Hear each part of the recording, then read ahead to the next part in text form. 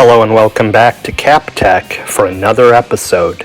Please subscribe if you like our channel. Thanks in advance for watching this video, entitled, Is Starved Rock Cursed? Think they caught the murderer? Think again. Starved Rock State Park obtained its name from a legendary incident that allegedly occurred in 1760, where the Potawatomi and Fox tribes surrounded the base of the rock and shattered any buckets of the Illinois tribe that they were trying to lower down to the river for water. The Potawatomi and Fox periodically went to the top of nearby Devil's Nose and ultimately showered the Illinois with arrows. As the Illinois grew more and more desperate, they tried to sneak off the rock at night, but all of them were killed. Eventually, all of the Illinois on top of Starved Rock starved, and ever since, the site has been rather ominously known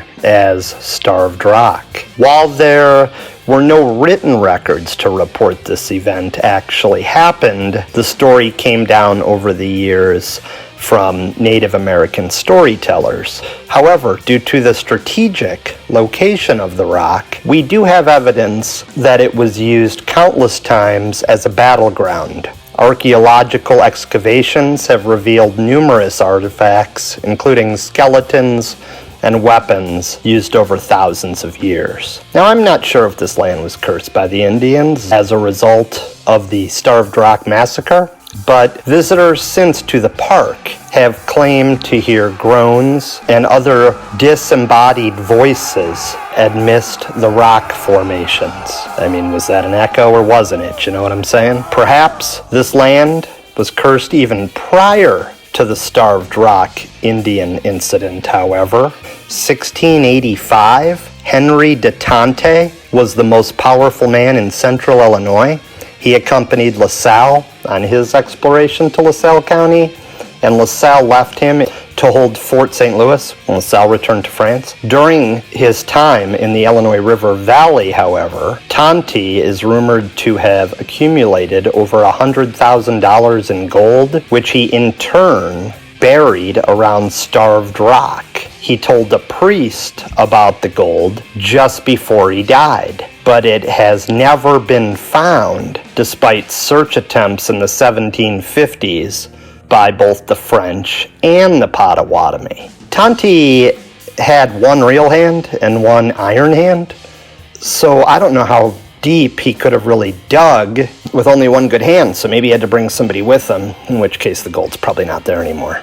Still not convinced of a curse? Well, heck, even the isolated leisure spot of yesteryear in the Starved Rock area, Plum Island, where one could take cable cars to catch an airplane ride, has a dark and macabre past. Allow me to read you this quick excerpt that I found online under the headline, Plane Rides on Massacre Island. Not only do many locals have fond memories of Mother Goose Gardens, but also of Starved Rock Airport on Plum Island. Cable cars once spanned the river, taking visitors to the island for just 25 cents. Unless one wanted to take a plane ride, then the cable car rides were free. Plane rides cost $2 for adults and $1 for children, and provided an aerial tour of the Starved Rock area. The Starved Rock Airport was first issued a state charter in 1950 to operate a 3,100-foot-long airstrip on Plum Island, although the first time the air park appears on a map is in 1961. Starved Rock murders occurred in 1960, but we'll get to that later in the video.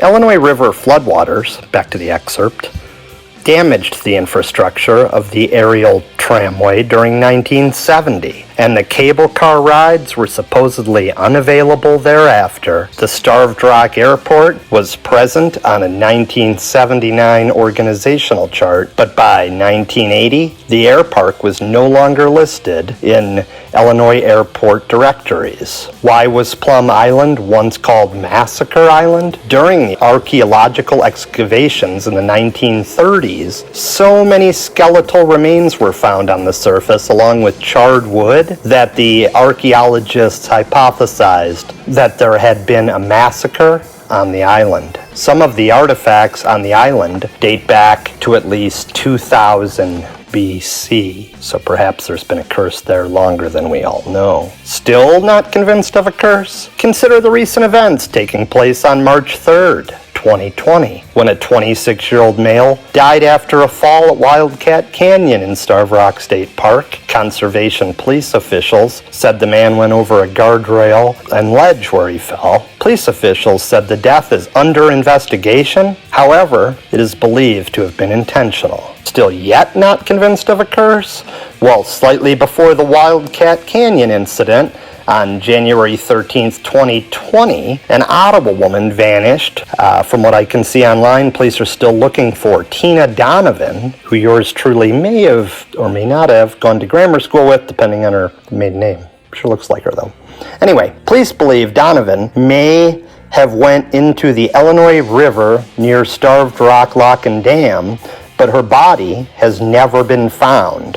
Her vehicle was found at, yup, you guessed it, Starved Rock State Park. Video surveillance was said to have been viewed by authorities showing Donovan leaving her vehicle in the parking lot of the Starved Rock Lodge and walking to the trail entrance on crutches. The crutches and other items were found days later along the edge of the river. You want even more evidence of the curse of Starved Rock? Well, how about the 3 men killed earlier this May in a recent explosion near the rock?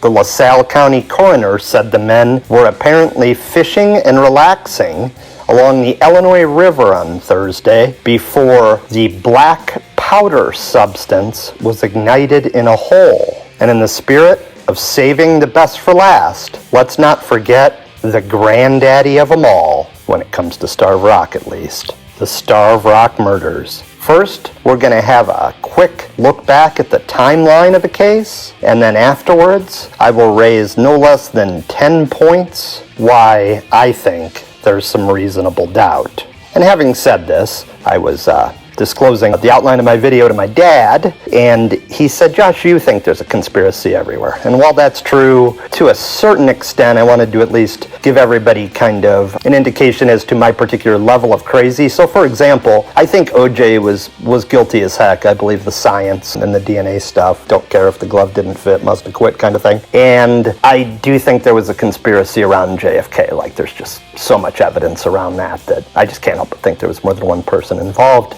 So at least now you know somewhere, as you watch this, what my own biases would be or where I would fall on the, the great conspiracy spectrum, so to speak. Anyway, here's the timeline. On March 14th, 1960, 3 Chicago area women set out for a hike at Starved Rock State Park and never returned. Their case is now legendary, and the man who was convicted of the crime was recently released from prison after being one of the longest-serving inmates in all of Illinois history, but was released on February 21st, 2020. Anyway, back to 1960, March 14th. Lillian Oting, 50, Frances Murphy, who went by Frankie, 47, and Mildred Lindquist, 50, were all wives of prominent Chicago businessmen and left their riverside homes in suburban Chicagoland for a 4-day vacation to the Rock. They checked into the lodge at the Rock and ate lunch before heading out on an afternoon hike to St. Louis Canyon.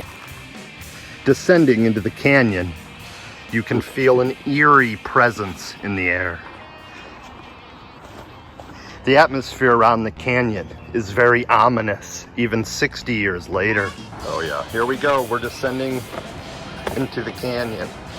St. Louis Canyon, where the Starved Rock murders happened just 60 short years ago.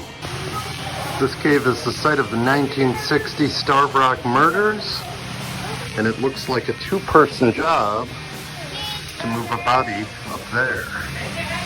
St. Louis Canyon, a popular attraction framed by a scenic waterfall and rock walls. On March 15, 1960, Chester Weger, a 21-year-old dishwasher at Starved Rock Lodge who is married with 2 kids, arrives at work with scratches on his face, lodge employees later tell police. Uyghur claims he was writing letters at the lodge at the time of the murders. Then, on March 16th, 1960, the women's bodies are discovered in a cave. They were bound, partially nude, and had been bludgeoned to death, each having injuries consistent with suffering more than 100 blows. Authorities believe that the killer, or killers, caused the catastrophic head injuries by swinging a frozen tree limb that was found nearby and stained with blood. In mid-April 1960, roughly a month later, a third lie detector test given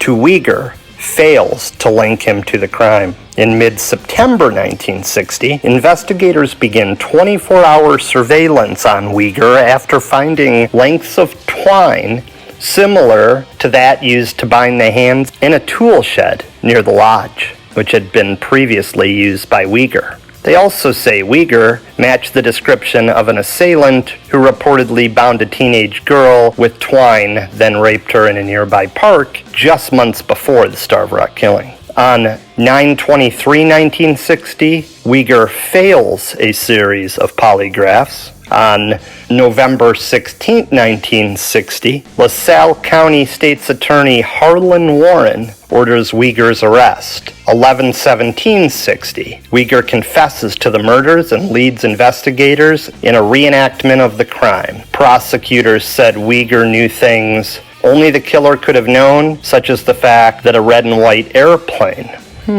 flew over the canyon the day of the murders. On 11/18/1960, a LaSalle County grand jury indicts Uyghur for the murder of the 3 Riverside women and names him in 3 other incidents charging robbery, larceny, assault with a deadly weapon, and rape in Mathiasen State Park, just 3 miles from Starved Rock. On November 19, 1960, Uyghur repudiates his confession, claiming he was frightened into confessing by threats of death, such as "you're going to ride the lightning." Uyghur pleads not guilty in the Starved Rock State Park triple murder. 2/7/1961, Uyghur's 3-year-old daughter Becky is barred from attending her father's murder trial to prevent the jury from being swayed by her big blue eyes, golden curls, and, quote, winsome smile. On February 27, 1961, after 3 hours of cross-examination, Uyghur denies any involvement in the murder of the 3 women at Starved Rock. On 3/3/1961, Uyghur is convicted in the murder of Lillian Oetting. 9/28/1962, the Illinois Supreme Court upholds Uyghur's conviction and life sentence. February 8, 1963, rape and robbery charges stemming from 1959 are then dismissed since Uyghur was not brought to trial on the charges within 4 months as required by law. 4/20/1963, while serving a life sentence, Uyghur pens an autobiography and gives the 48-page manuscript to a Chicago Tribune reporter. In it, Uyghur proclaims his innocence and is quoted as saying, "Now there's nothing in the world that I needed bad enough to kill for," on March 14th, 1960. Fast forward to July 8th, 2004. DNA testing on items, including Uyghur's coat and hair, found in the victim's fists, shows the evidence has been contaminated after Uyghur's conviction in 1961, and after appeals were exhausted, prosecutors allowed school groups, civic clubs, and student journalists to handle and examine the evidence. So, in June 2007, Uyghur files for clemency to another criminal, Illinois Governor Rod Blagojevich, who denies his petition. 11/21/2019, Uyghur is granted parole on his 24th try. February 21st, 2020, Uyghur is released from the Pinckneyville Correctional Center. So now that we've covered the basic timeline of the case, let's now look back at the reasons this case against Uyghur is flimsy at best and, in my opinion, held together with string. Before we get started, I wanted to share my sources, since these findings may be quite controversial.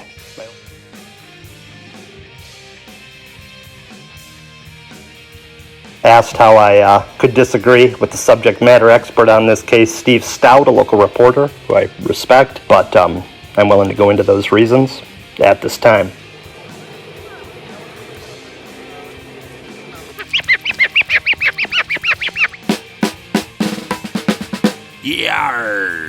This got me wondering, why have I always been so fascinated with this one particular case? As someone raised in Ottawa, Illinois near Starved Rock, but even closer to the son of a former LaSalle County gambling kingpin associated with the Kelly and Cawley operation, and also a prominent local attorney who editorialized about the guilt of Uyghur long before I was ever his neighbor, or even born for that matter. Nothing ever smelled quite right to me about this particular case. I'm not here to editorialize today on the fact that our justice system tends to treat the poor differently from how it treats the rich, but I did grow up in the Starved Rock area and admit that I have a tendency to make friends from the wrong side of the proverbial tracks, and I learned early on how the local establishment treated them differently from people I knew with a more established, ergo wealthier last name than them. I considered myself lucky to be from the right side of the tracks, but born close enough to them that I wasn't blinded to the plight of our underclasses.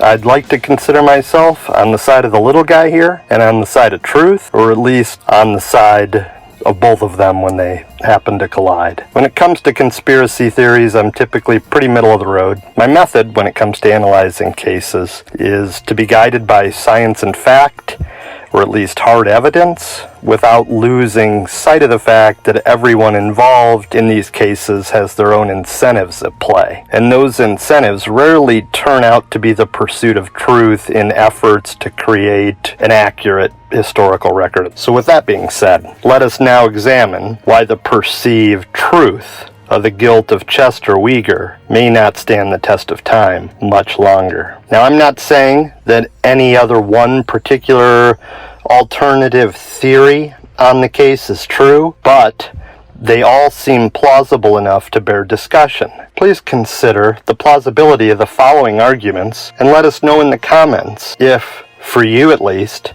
they collectively establish a reasonable doubt of Uyghur's guilt, or at least reasonable doubt of Uyghur acting alone. As cited earlier, I'll lead off by looking at the incentives of some key players involved. Tourism to Starved Rock, the crown jewel of the Illinois State Park system, fell drastically as a result of these events, and hence local authorities were extremely interested in catching the killer or killers involved in this particular case. The case was national news, and was at the time, years prior to the JFK case, and in the running for one of the crimes of the century. State's Attorney Harlan Warren funded much of the investigation with his own time and money and pursued it to save his honor, even though he was defeated in an election. But Warren was also paid an award of over $11,000, which had the spending power of approximately $100,000 today. Even if Warren invested more than he earned in rewards, for all I know today, he may have been chasing his losses. I asked one local woman who lived in the area at the time and who happens to bring the world's best deviled eggs to my family events, and she told me candidly that she didn't think Warren was a politician of integrity and would not even remotely be close to immune to incentives such as money, honor, and or personal legacy. Before we stop shining the light on various incentives, however, let us also point out that Stephen Kindig, the polygraph operator who told Warren that they had their man, was also paid a reward, $5,500, as were each of two LaSalle County deputy sheriffs. The sum would be equal to about $50,000 each in today's money, spending power-wise. Incentives, however, don't just motivate authorities in the criminal justice system. And the next incentive I'd like to look at in this case will be in efforts to introduce our first of three alternative suspects. First, a disclaimer, another one, that I'm not suggesting any of these people are guilty of this crime. These findings are based on previous research cited in this video. which laid the groundwork for what, in my own opinion, will provide a reasonable person with doubt when reviewed in their totality. Nicholas Spiros, 64, center manager of Starved Rock, put up a $5,000 reward for solving the Starved Rock murders. Maybe his incentive for putting up the reward was honorable, and he just wanted to see his beloved Starved Rock return to its pre-murder heydays. Or maybe his motive was to protect his own son, George Spiros, whose family operated the lodge at Starved Rock from around 1927 until about the mid-80s. George Spiros talked to state police investigators at least 5 times between March and October 1960. A police report dated April 26, 1960 reported that a state polygraph test had been done on Spiros because he was suspected of being untruthful about having said he saw Chester Weger and Stanley Tucker talking to 3 women at the park the day of the slayings. However, the state police polygraph examiner, William Abernathy, wrote that Spiros was telling the truth. By the way, Abernathy also said he believed Spiros told the truth when Spiros denied having killed the women or knowing who did. Abernathy also reported that after testing Weger 3 times, he thought Weger too was innocent. Spiros, however, came from a more prominent family in the area than Weger. Let us next jump a little forward into the future and examine a report from the Peoria, Illinois Journal-Star. Tuesday, June 21st, 2005, Dateline, Ottawa, Illinois.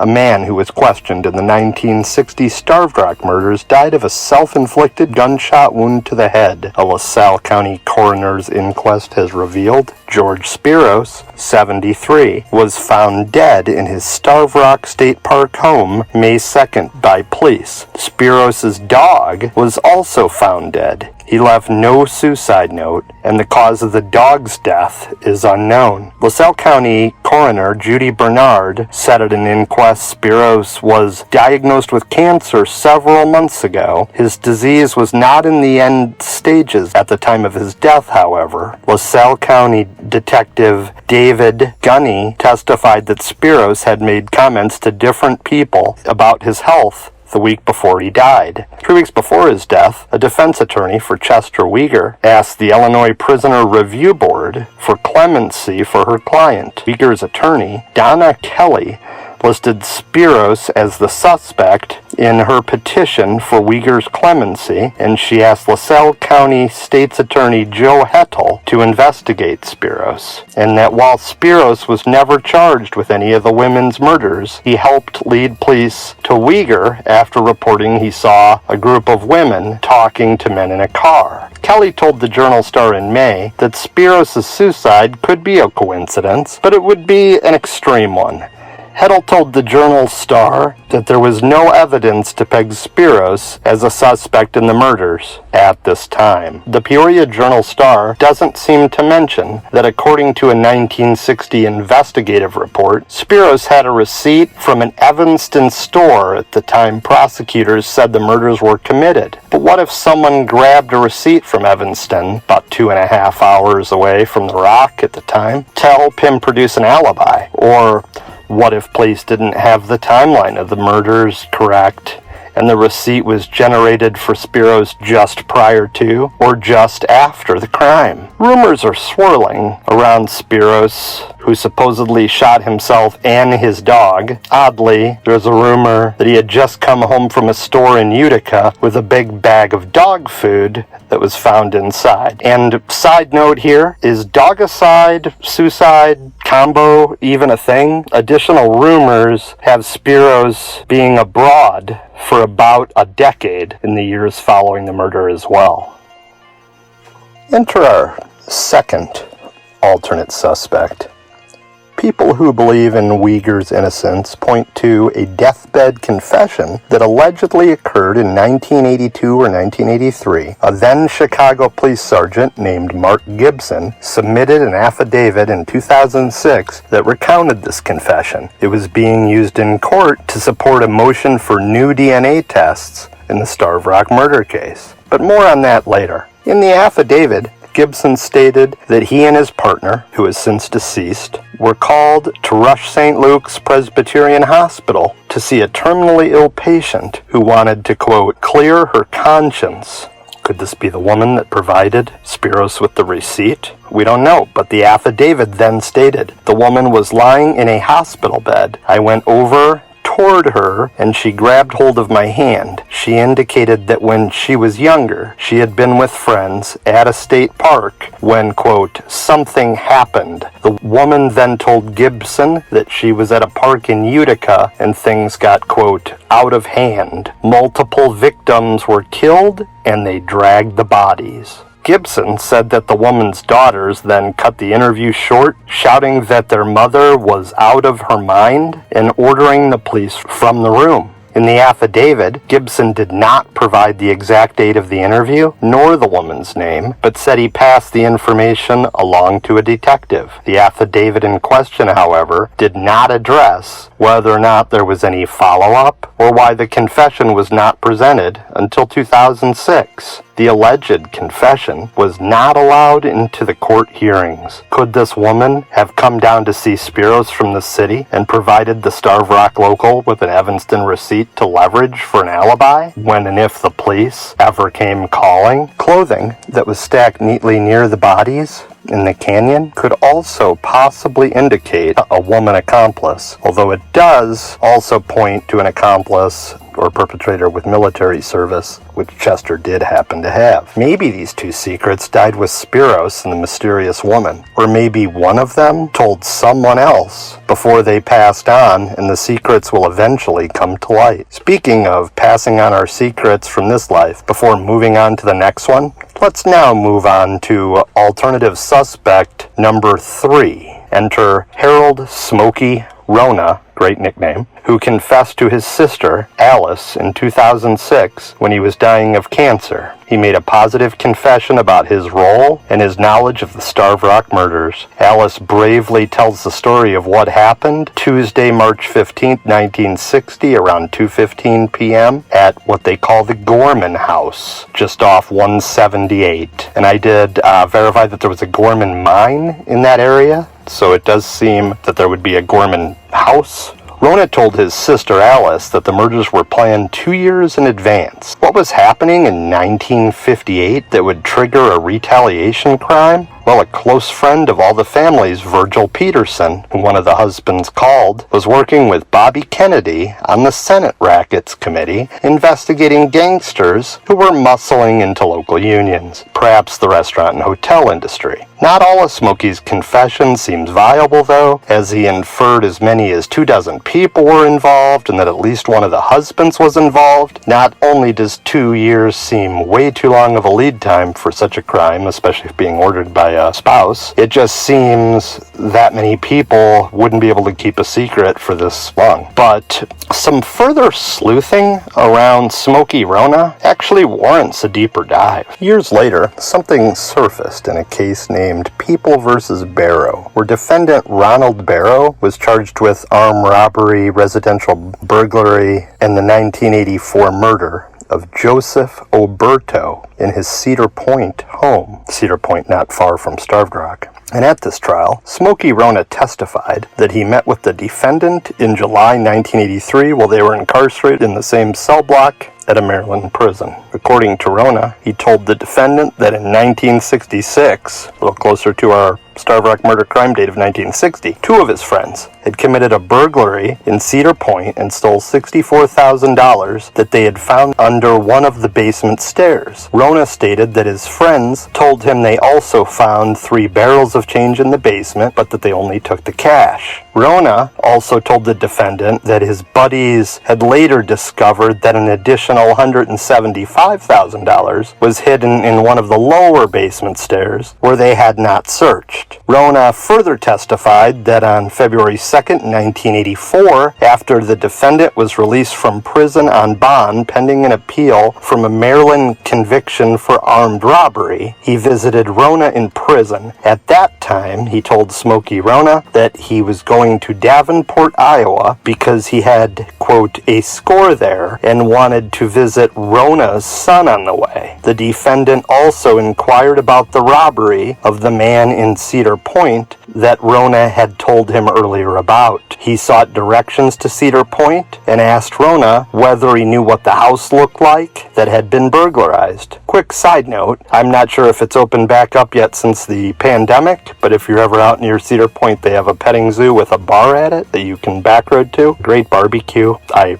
recommend, if you have children and like beer, or you like beer and have children, that you may want to head out there. Back to the program. On February 24th, 1984, the defendant visited Smokey Rona in prison and stated that he had made a pretty good score in Cedar Point. And I'm going to stop here, but this to me shows a pattern of crime and a desire by Smokey to tell his story. Here's some of the comments in the YouTube video posted of Smokey's sister talking about her brother's confession. I'll share the link to that video in the description as well. Bob Petrie, 7 years back, says, "Let no one believe that the murders took place over a mile from St. Louis Canyon. That is pure bunk. These three women were murdered right around 100 yards away in an old house on the top of St. Louis Canyon to the west. That is the house that Alice Rona is talking about in the video. That is also the place where John Zelensky heard a scream coming out of the woods. Also watched a video of this when he was driving west of the same canyon on Route 178 at 2:15 p.m. on March 15, 1960. It was snowing." Next comment by Steve Stout, a proponent of Chester's guilt, 7 years ago as well. He said, "Mr. Uyghur is not an innocent man. He was convicted of first-degree murder and sentenced to life in jail by a fair jury who had no prejudice against him. To state otherwise does an injustice to the family of the victims. Alice Rona believed what she claims her brother told her. I do not. None of it makes any sense. Uyghur had motive and opportunity. Study the facts, not the rumors, and you will discover the truth. Don't necessarily agree with the opinion, but I do respect it." Bob Petrie, 7 years ago, says, "The plane in my research," which we're going to get to more later, "was a story created to place Chester Uyghur in the canyon on March 14, 1960. There could have been 100 planes flying over St. Louis Canyon on that day. Doesn't matter. I think the women were killed the next day." So he's basically saying the timeline with the plane wouldn't have been as important as it was alleged. Lydia, a year ago, says, "Smokey was on it. Hell, back in the 80s, he killed a guy in a parking lot of a bar called Camelot, and a completely different young man was arrested and convicted of the murder. I tried to find Camelot bar around here and I couldn't, but I thought it was interesting and wanted to at least pass on that these rumors are out there." Connie, from 7 years ago, posts the comment, "By the way, I've known Smokey Rona most of my life. If he stated on his deathbed that he was involved, he was involved. Smokey was connected, and you don't talk when you're connected." Good point, Connie. Smokey Rona having something to do with the Starved Rock murders to me doesn't seem so far-fetched. Knowing his criminal involvement and involvement with crime in the decades following the Starved Rock murders, maybe he had all the facts straight, or maybe he confessed to his sister some combination of accurate and inaccurate facts. Perhaps he knew the entire story and chose not to tell it, thus blurring the truth intentionally, or maybe it was just blurred unintentionally by the passage of so much time. Worth noting, however, that an article hit the press the same day the women were found, stating that the women were wives of industrialists. In reality, only Bob Murphy was in manufacturing as a vice president at Borg Warner. Bob Lindquist was a VP at Harris Bank, and George Oding was a supervisor of audits at Bell Telephone, which would eventually become AT&T. This is the first hint that the murders may have at least been related to the husband's occupations. Well, the likely question in 1960, at least in LaSalle County, would be, is this related to labor unions and racketeering? At least to me, this makes more sense as the cause for murder than the fact that Bob Murphy married his second wife in 1962 and died in 1982.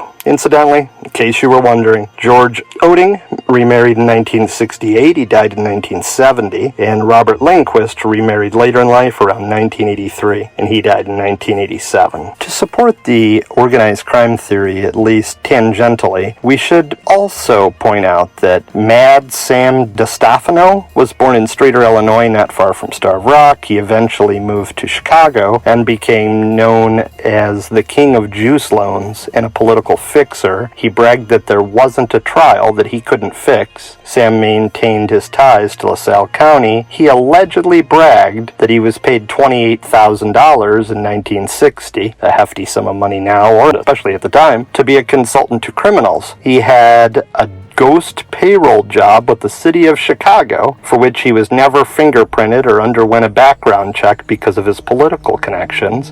If Smokey Rona was right, and the number of people involved was widespread and a full-blown conspiracy, then there would not only exist the actual crime, but possibly also the crime of an extended cover-up. This is an area where there is suspicion that people like Mad Sam could possibly be involved. From the Friends of Chester Uyghur group on Facebook, a theory is posited that there's another unusual fact about Mad Sam, and that is when he had his own brother Michael DeStefano killed, Sam and his brother Mario took Michael's body back to his house and washed the body and redressed it before placing it in the trunk of Michael's car, and before he made an anonymous call to police about where to find the body. The post goes on to say that it is clear that the crime scene at Starved Rock was staged, that there is also a notable lack of blood in the cave where the woman was placed. Then there was the clothing stacked neatly at the edge of the cave, seeming to indicate the women were redressed, to some extent at least, in the cave. Smokey said that the women were killed in a house above the canyon and lowered into the cave. On a side note, when I went there, that seemed entirely possible, given the layout. The post then closes with this question. If Mad Sam was a consultant on this case, did he then instruct Smokey and his crew about how to stage the crime scene? Friends of Chester Uyghurs on Facebook ask rhetorically, why was one of the victims of the Starved Rock murder missing a fingertip?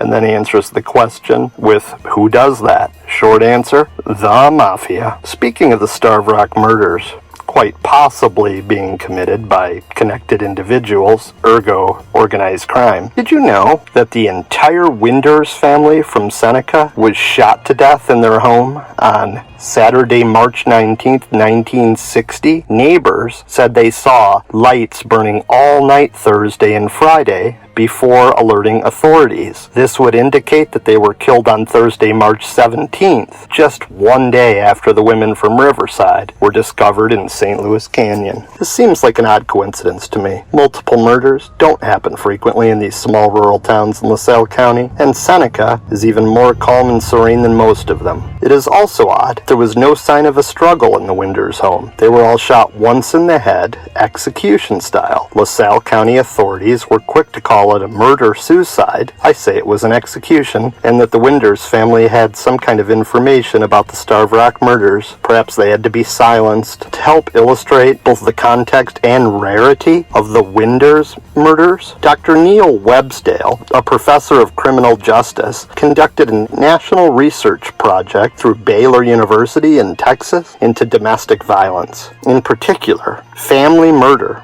or familicide. Websdale and his researchers are compiling information on almost 300 cases of familicide going back to 1755, so as to study the factors that lead up to such crimes, with an eye to assessing danger and heading off future massacres. Of the few hundred slayings and suicides under study, the Winders case is sadly unique. It's pretty darn unusual for a woman to kill the whole family like that, Websdale said. We have about 250 cases of men and less than 20 of women. Websdale added that as a result, the Winders case has particular research value. Websdale pointed out that in the relatively few cases in which women do kill their families, they seldom use a firearm, as happened in the Winders case, making the Seneca tragedy even more peculiar. Let us now take a break temporarily from the conspiracy.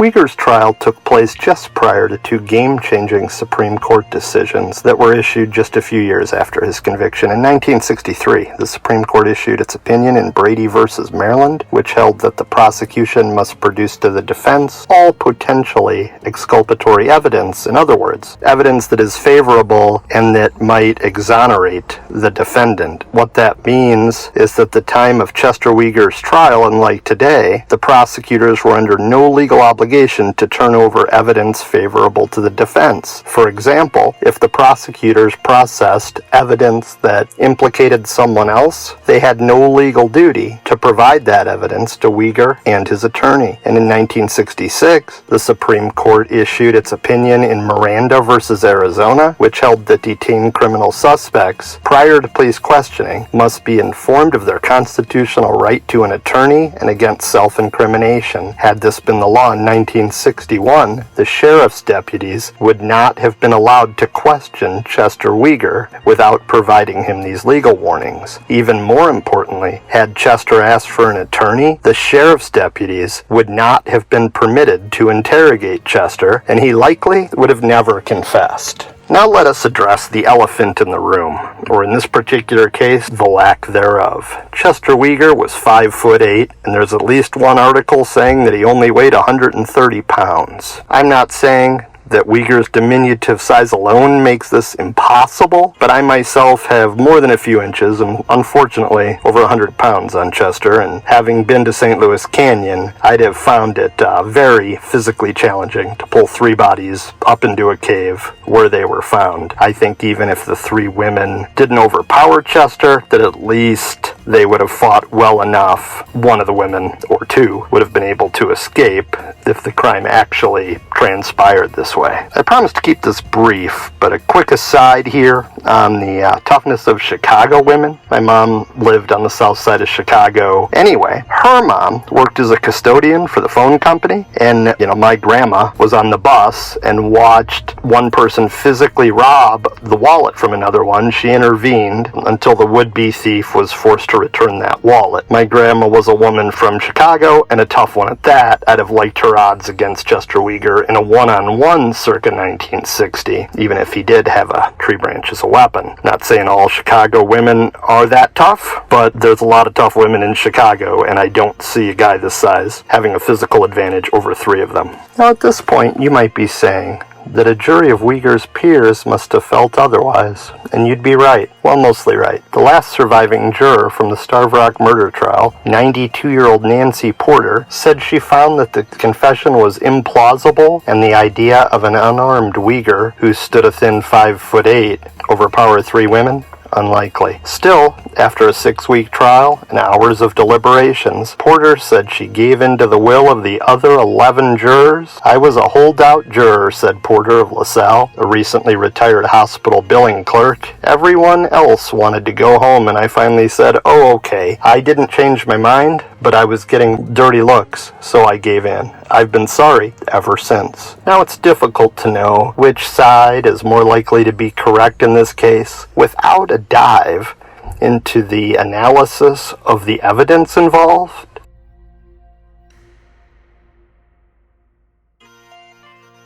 let's start with Uyghur's criminal record. Uyghur had been arrested and charged with robbery, assault with a deadly weapon, and rape. However, he was never convicted of any of those charges, and only tried with one of the 3 Starved Rock murder victims' cases because they were worried that if they tried him with all 3, he might have double jeopardy protection and get out of all 3 of them. So they only charged him with the one. The one that he's done 60 years for is his only conviction. Next clue, the postcard. A hotel clerk asserts that the 3 victims received a postcard at the lodge and that she put it in a box for the women upon their return to the hotel. However, the 3 women never did return to the hotel to retrieve it. The postcard was wishing the women a good time on their trip to Starved Rock, similar to how they might get a group text message these days. The postcard, however, was not able to be recovered to be examined as possible evidence. Is this evidence of police negligence, an honest mistake, or a possible hint of evidence that something more nefarious was at play? Does this point to a suspect with access to the front desk of the hotel at the lodge, such as possibly Spiros or maybe Uyghur, although it's a rather large lodge and it seems that a back of the house dishwasher would seem very underdressed and out of place at the front desk of the hotel. Next, let's look at the often overlooked red fibers found impregnated in the women's clothing. There were also red tufts strips of fibers found in tree branches near the cave. This suggests to me that the women were wrapped in blankets as they were lowered into the canyon and swung into the cave. This certainly would answer a lot of questions. Yes, you guessed it. Neither prosecuting attorneys, defense attorneys, or the DA brought up the red Orlan fibers, but we do know Chester had a rust-colored suede jacket. The mysterious phone call is the next exhibit. There's an article about a mysterious caller, and it is another strange event in the unfolding information around this case. According to an article, a mysterious man from Chicago calls an unidentified female guest at the Starved Rock Lodge on Monday, March 14th at 7:15 p.m., and he cautions her to forget his presence in the park. He mentions a key case stamped with the word Canada, but then he starts speaking in German and asks her to speak German in return. The woman then said to him that she didn't know how to speak German. She is then interviewed by the state police and neglects to tell them about the strange phone call. After learning of these events, police in Chicago trying to locate her. They find the key case, but it oddly ends up having no bearing on the Starved Rock murder case. We know Chester was never in Canada and that he didn't even own a car, but a key case wouldn't necessarily be for car keys, right? What if the key case was to the house near the canyon? Shoot, what if this at one time held keys to the frickin' Gorman house? Even if it was just a red herring, who was motivated or incented to throw investigators off the track? Maybe this type of nefarious action is, by its very definition, an organized crime. The mystery man must have said he was from Chicago, or the woman knew him and knew he was from Chicago. Or did he have that signature Chicago accent that we all know? Duh, bears. Next, let's talk about the airplane. Although asserted that Uyghur noticed a small airplane above him and, fearing detection, dragged the bodies to the overhang where they would be hidden from an overhead view, and I'll admit that while I was growing up I found this to be compelling evidence that Uyghur was guilty, but now I'm not as certain. Bob Petrie posted another theory here 7 years ago. He stated, "The plane in my research was a story created to place Chester Uyghur at the canyon on March 14, 1960. There could have been 100 planes flying over St. Louis Canyon that day." Then he goes on to say it doesn't matter. The women were murdered the next day. So the plane that Chester claimed to see and that police thought linked him time-wise to the murder may not have tied the tight timeline to the crime as accurately it was portrayed to us. This actually caused me to drill a little further into the issue of the airplane, and what I found here was quite fascinating. You see, the airstrip by Starved Rock on Plum Island doesn't appear on a map until 1961, and to me this points towards possible mafia ties and adding validity to the statements of our other suspects. Perhaps when Uyghur spoke of the plane, he was trying to point a finger at the possible involvement of the mafia using the airport without formally pointing towards them and endangering his young family, after concerns about the Winders family would have surely been on his mind. You see, William Seeley and William Blaha were known gang members from Chicago who were involved in fencing guns from a Streeter gun store in Chicago. And those guns were found hidden in St. Louis Canyon at Starved Rock just a week before the 3 Riverside women were found murdered. If organized crime from Chicago was operating in the area in 1960 and the airstrip on Plum Island wasn't even on the map until 1961, isn't it plausible that the mafia would also use that airstrip, thus making Starved Rock an even more attractive spot for them to operate? Even without the Chicago mob connection, LaSalle County itself is no stranger to organized crime, such as the Kelly and Colley gambling operation. 7 years prior to the Starved Rock murders in 1953, a federal raid on Kelly and Colley's ended the era of nearby LaSalle being known as Little Reno. But do we really think organized crime just up and disappeared from our area outright? Perhaps the organized crime that popped up in place of Kelly and Colley in our area was even worse. We think of 1960 as an era of relative innocence, but consider this. In the 1960s, a presidential commission stated, "The concern and the distress of the American people over the national problem of drug abuse is expressed every day in the newspapers, the magazines, scientific journals, public forums, and the home. It is a serious and many-faceted problem." In other words, who's to say that with the gambling revenue stream shut off in LaSalle County, that the drug trade wouldn't be kicking into high gear at this time, especially given the presence of an off-the-grid airport nestled on an island accessible by boat. I've boated near here my entire life, and it makes sense that organized crime that was being sought after on land would love to operate on both air and water instead. Next, let's talk about the physical evidence. There is no physical evidence linking Chester to this gruesome crime scene, and no witnesses placed him at the scene of the crime. However, there is physical evidence that supports Chester's exoneration. A blonde hair found on the finger of victim Francis Murphy's glove was analyzed by Eastman Kodak Company and found to be dissimilar to the samples taken from Chester. Black hairs were also found in the palm of victim Lillian Oting. Chester did not have black hair, so those hairs could likely not have come from him. Although numerous hairs and fibers were collected and analyzed, no hair or fiber evidence was introduced in Chester's trial. The fact that both blonde and black hairs were recovered from the victims strongly suggests the presence of two killers.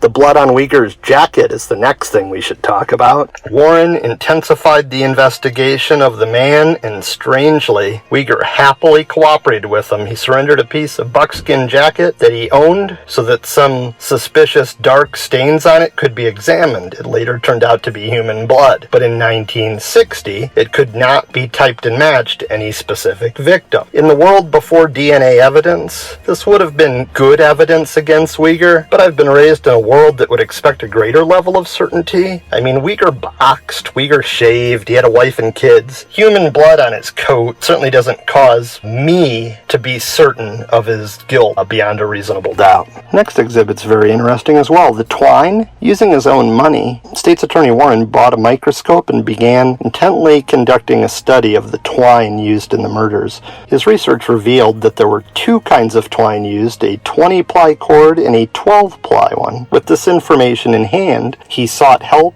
to follow the lead. Instead of choosing someone from his staff, he handpicked two county detectives that would report to him alone. The men chose the most logical place to start the search for the source of the twine, which was Starved Rock Lodge. In September 1960, Warren and his deputies met with the manager of the lodge's kitchen. Within minutes and without much difficulty, Warren found both kinds of twine used in the murder. They were each used for wrapping food, and the two detectives, using lodge purchasing records, soon tracked down the twine's manufacturer. The twine used to bind the murder victims had been taken, without question, they asserted, from the supply in the lodge's kitchen. This fit with what Warren had always suspected, that the killer either worked at or had access to the park's lodge. To me, this seems like something a good defense attorney could and should have a field day with. The state's attorney wasn't a scientist after all, and certainly Uyghur wasn't the only one with access to the twine. He's not even the only possible suspect on my own list who could have easily had access. And let's remember that a twine manufacturer would sell to multiple sources, and even if their customers were far away from Starved Rock, I mean, Starved Rock did have its own airstrip at the time. I think the twine is good evidence against Uyghur, but don't get me wrong, it casts doubt near him, not at him. When it comes to the twine, there is even further doubt. Quoting a Facebook post from Billy Cassin from 2018, the DA entered the wrong twine as evidence. The cook, Glenn, who worked at the lodge, told them under oath the twine had not been used in the kitchen for years. The mistrial should have been called right then for presenting false information, Mr. Cassin asserts. Next, let's talk about the dent in the car. The three women drove to Starved Rock Park in a gray station wagon, which had sustained a new dent in the fender while they were at the park. This was never accounted for. Their car hit something, or was hit by something, while staying at Starved Rock State Park, or possibly en route to the park. This would seem to introduce additional doubts that Uyghur was the only guilty assailant, since he didn't have a car, especially when you consider that organized crime had recently been caught hiding guns in St. Louis Canyon. Could the women have gotten into a small accident with someone up to something nefarious? Also obscuring the truth in this case was a 4-inch snowfall that had obliterated any trace of tracks. Nearby was a yard-long log about 4 inches thick. This is truly a strange weapon. It likely points towards something that wasn't planned, or at least not planned very well. Organized crime would surely use a gun, and any small-time hood worth his salt would have at least used a blade, wouldn't they? But what if the log was used only after the women were all but finished off, as a red herring to throw police off the trail of what really happened? I'm honestly not sure what sounds more ridiculous anymore. A conspiracy around a snowy log as a murder weapon, or the fact that the diminutively sized Uyghur could assault 3 grown women using a frickin' log. I could believe the log, or any random object, much better if it was proven to be a traditional crime of passion, and the fact that each of these 3 women was beaten over 100 times does seem to correlate with a crime of passion. However, to me, a crime of passion would involve some spouse catching the other one cheating and lashing out in uncontrollable violence on their soon-to-be former spouse and perhaps that spouse's former lover. Chester didn't know these women, though. Doesn't seem he'd have had the opportunity to become passionate about anything these women did or didn't do. At least not passionate enough to beat each of them with a log 100 times. On top of that, physical evidence was not properly preserved, albeit at first in an era prior to the existence of DNA testing. For me, these things about the case make it infuriating, and it obfuscates the truth even further. Physical evidence was tainted soon after this trial. This made any chance of DNA testing impossible once this became widespread. There's been talk about how police from the LaSalle Police Department would bring the supposed bloody jacket, the tree log, etc., and show it to school children. One guy also kept a key piece of evidence on display in his office at the department, with no sound chain of custody. DNA-driven exoneration for Uyghur seems unlikely at present. So with the lack of physical evidence, or any meaningful preservation of that evidence, we are of course left with the confession.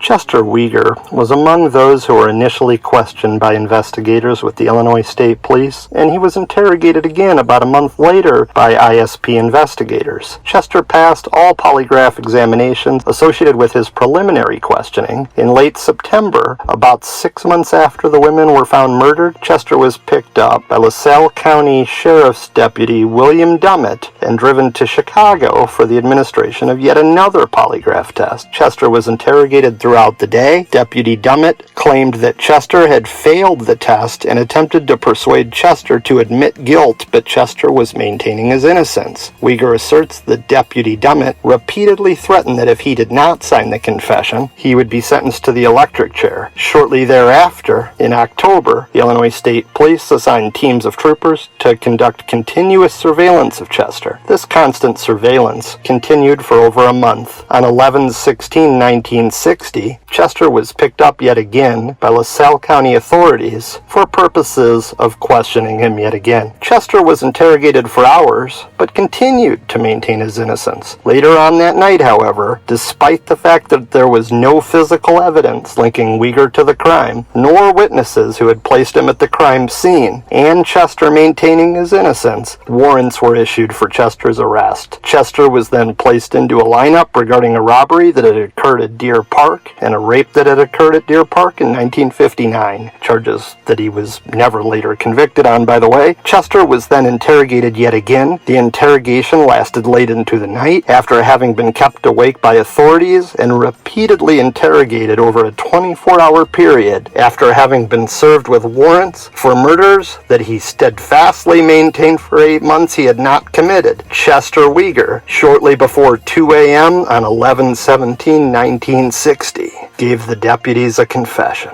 After his arrest, but prior to his criminal trial, Chester recanted this confession, claiming it was the product of police threats and pressure. He would maintain for the rest of his incarcerated life that he was innocent and that police forced this confession out of him. This corroborates what then court reporter Josephine Thompson said, that the confession was already typed up when Chester was arrested. When they took Chester to St. Louis Canyon for the crime scene reenactment, Chester thought he was there to identify some shoe prints left in the canyon, not reenact a crime scene. Some of the photos of this reenactment have always looked suspicious to me, like the police were guiding Chester through what he should reenact, poking and prodding at every turn. Could the fact that Uyghur had a young family at the time have come into play in his deciding to confess, considering the mob-style execution of the nearby family in Seneca being unsolved? I can certainly tell you, as the father of a young family myself, that if I was indigent like Chester, I might confess in that situation too. In the decades since the murders, we have learned a great deal more about the notion of false confessions than we knew in 1960. But if one does decide to believe Uyghur is guilty based on the confession, it is interesting to think more about what his motive might have really been. The women had been savagely beaten about the head, and 2 of the victims were naked from the waist down, but yet in another mysterious twist of the case, apparently it wasn't sexual in nature after all, because despite the women's semi-naked condition, an autopsy concluded that the women had not been sexually assaulted. Investigators saw no apparent robbery motive either, as the women's watches and jewelry were not taken. As part of the confession, Uyghur stated that he grabbed at what he thought was a purse that one woman was carrying. This also strikes me as odd. What kind of thief are you if you can't tell in broad daylight a purse from what actually ended up to be binoculars? It has been stated that each of the 3 women were bludgeoned 100 times, as I mentioned, which looks like a possible crime of passion. Or what if they were beaten in efforts to hide their bruises from being lowered into the canyon while dying, or beaten while freshly dead? Or what if they were beaten to death by multiple people that Chester Uyghur, quite possibly, may never have had anything to do with? I hope to continue the search for truth in this case. My thoughts and prayers go out to the victims. I believe there is reasonable doubt that Chester Uyghur is the Starved Rock killer, and I have even more certainty that he did not act alone. I'm going to close this video by reading an excerpt that someone posted on Reddit a few years back about the murders. If you really look into alternate theories and suspects, it gets super interesting, but can sometimes go off the deep end. You ain't kidding, buddy, as a side note.